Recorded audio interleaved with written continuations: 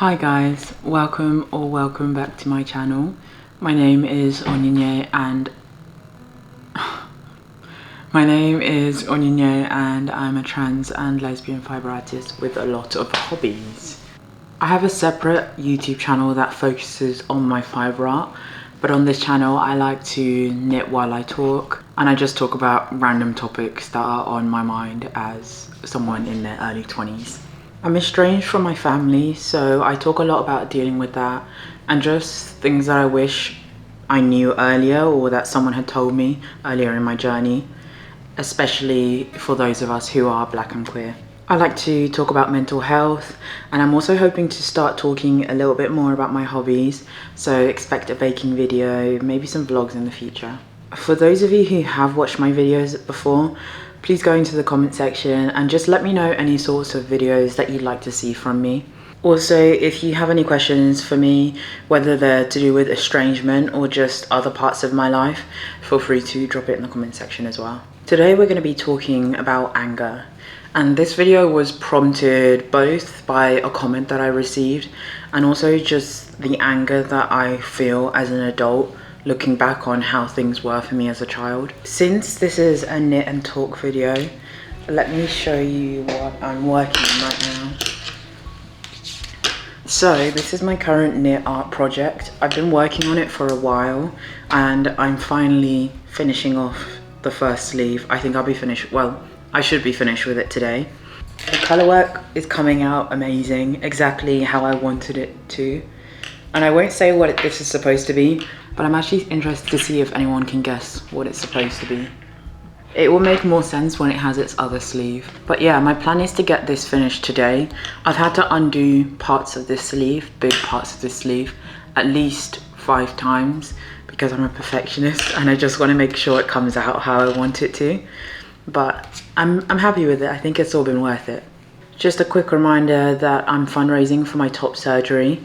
I received my surgery referral letter not too long ago, so really and truly all that's left is to just raise the money and then I can start booking appointments. Donations have slowed down a lot, but I'm just really grateful that I'm even at this point. Thank you so much to everyone who has donated and helped me reach this point, and yeah, just help me get to the end of this and raise the rest of the money.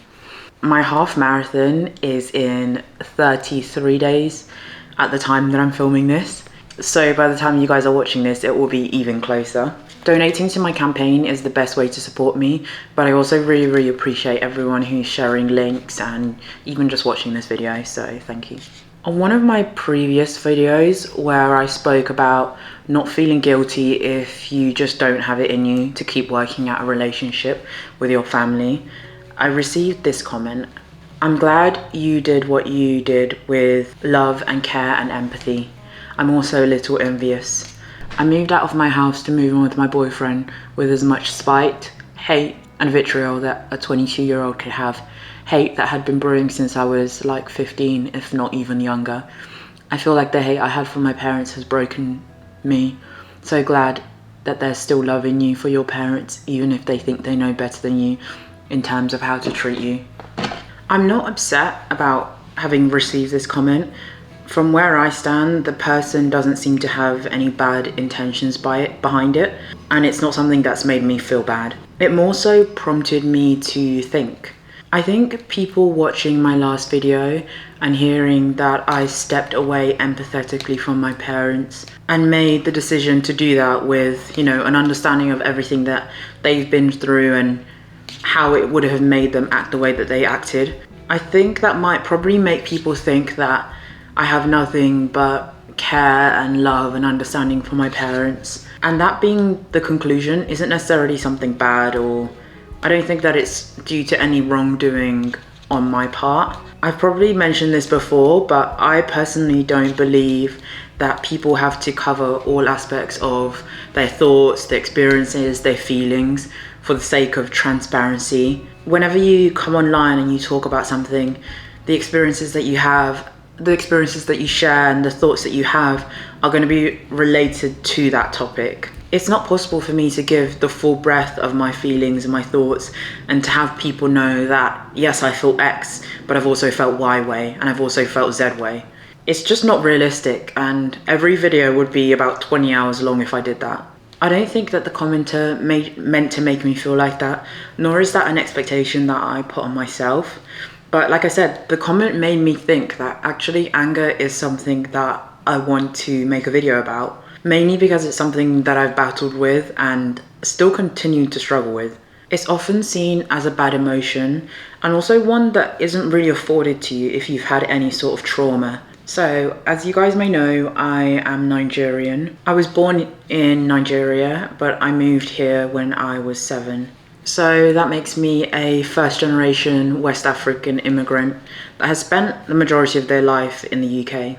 Growing up, I was always surrounded by Nigerians and other West Africans. My dad spent a lot of time in Nigeria, and we all visited it often and saw family.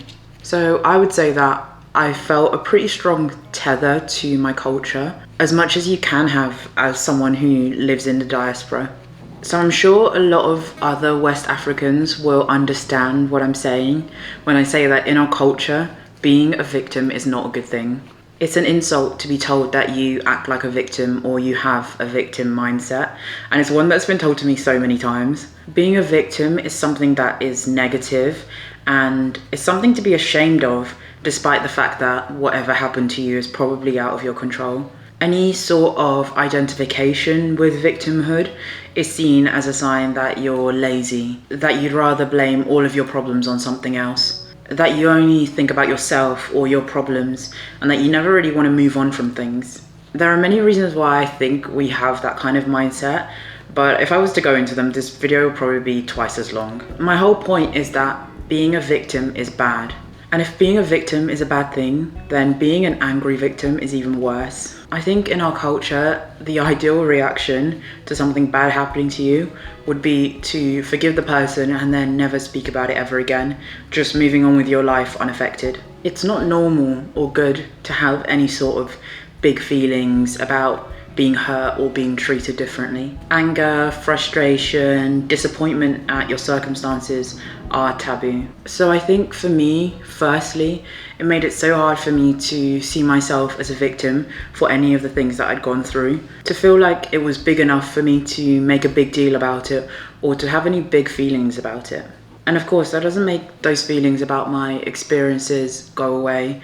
It just kind of makes them murky and hard to talk about, sort through, and internally process.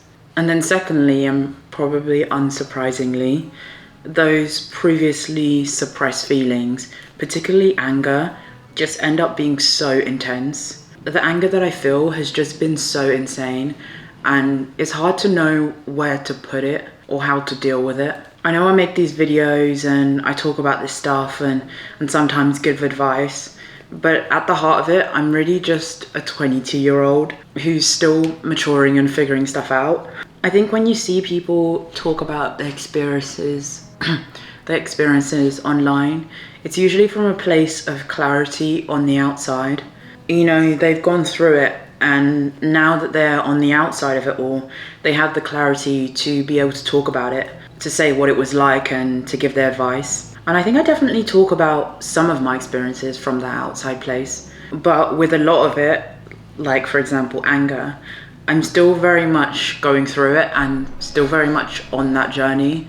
I don't have any answers. So I guess it feels kind of weird talking about this and sharing advice on this, because for me it moves in stages.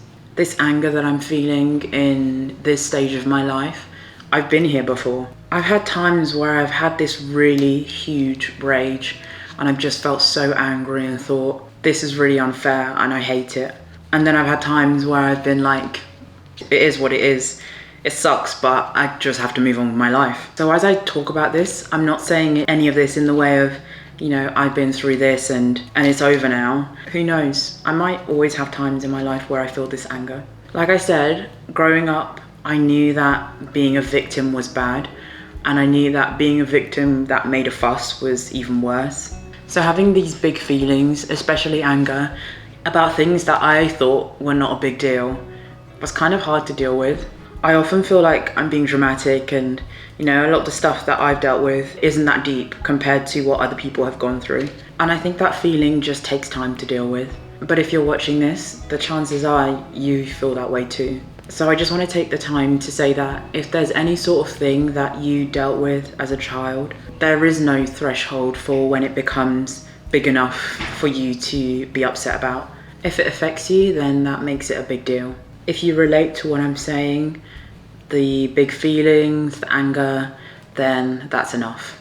If you're someone who went through something as a child or a teenager, I'm sure there'll be at least a few of you who relate to that feeling when you grow up and then you look back on your experiences through an adult lens. I think as a child, depending on the situation, you feel when things are wrong, and when you have bad experiences, you do feel upset over them. And depending on how old you are, you also sometimes feel the unfairness of it all.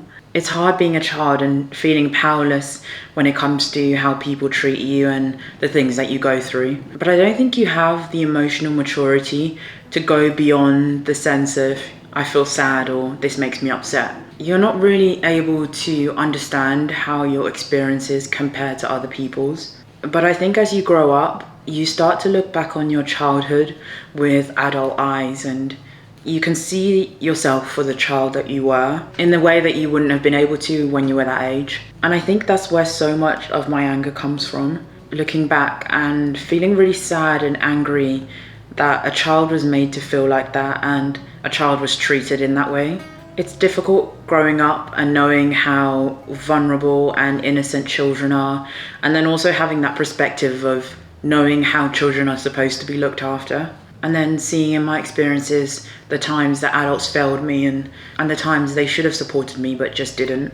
And don't get me wrong, my family really loved me, and I know they do love me, but I just don't think I was supported the way I should have been. It brings up so many complex and hard feelings that I just don't think I'll ever be comfortable talking about online. But the one thing that I can talk about is anger, and I have so much of it. I have so much frustration because I don't understand why things were the way they were, and then so much anger because it just wasn't fair. And even though the anger and the rage just feels so ugly, I try not to frame it like that mentally. Instead, I try to think of it like this. That anger and that unhappiness is me caring for the younger me the way that I should have been cared for. There were multiple adults who should have cared in that way and just didn't. And even though it's a bit late, it's good that child me finally has that adult that cares, which is present day me. The reason why I'm talking about all of this is because I want people to reframe the way that they think about anger. Less about the moral standing of anger as an emotion and more about what it means for you. I know a lot of people feel like they have to be the perfect victim, that they should always be understanding and forgiving and not have those ugly, nasty emotions like anger. But it's just so unrealistic, and it's also not a fair standard to hold yourself to. I've probably felt every emotion under the sun trying to work through all of my childhood stuff. And no one emotion is morally better or purer than another one. And it's been really useful for me to just allow myself to feel whatever emotion comes up. What has been more important than making sure I was only feeling the morally good emotions has been instead asking myself how the anger affects me. And I don't mean that in the way that anger is a really ugly emotion and it makes you ugly inside, so you should get rid of it. I don't believe that. I personally don't know if I will ever stop feeling angry, and I don't even know whether the anger that I feel is proportional to my experiences. But I also don't think that either of those things matter. I'm more so talking about how consuming that anger can be for me internally. I feel like I could fight everyone who I think deserves it, and I would still have some of that anger left over. And me personally, I'm okay with being angry at everyone who I think deserves it. I don't feel like I have to forgive people who don't deserve my forgiveness, and definitely not people who haven't even asked for it. But what I'm not okay with is feeling like shit because of how angry I am. So it's been really important for me to identify things that help me de-stress and get some of that anger outside of me. If you follow me on Instagram and you watch my stories, it probably won't surprise you that exercise is one of my biggest outlets. I do some form of exercise probably between 4 and 6 days a week, whether that's running or lifting. And I'm also seriously considering adding boxing to the mix. For me, it's when I get out of that routine of doing exercise that I can really see just how important it is for me when it comes to managing my anger. I have other aspects of my life like reading and knitting that help me when I'm not feeling that great. But when it comes to anger specifically, I really need things that are gonna physically tire me out. Another thing that helps is just screaming. If you live near a field or an open space, that's a really good place to do it. But a pillow also works really well. Like I said earlier, I'm still navigating all of these feelings, and I probably will for a while. I don't know where I'll be in a few years' time, a decade, 2 decades, but this is where I'm at now. As always, feel free to share your thoughts and your experiences with anger in my comment section. And again, if you guys have any topics, any questions you want me to answer, or any videos that you want to see beyond the ones like this where I just knit and talk, comment that down below. I hope you guys have enjoyed watching this video. If you did, give it a thumbs up. Is that what it's called on here? I think it's called a thumbs up or a like. What I mean is if you liked it, let me know. And I will see you guys in the next video. Bye.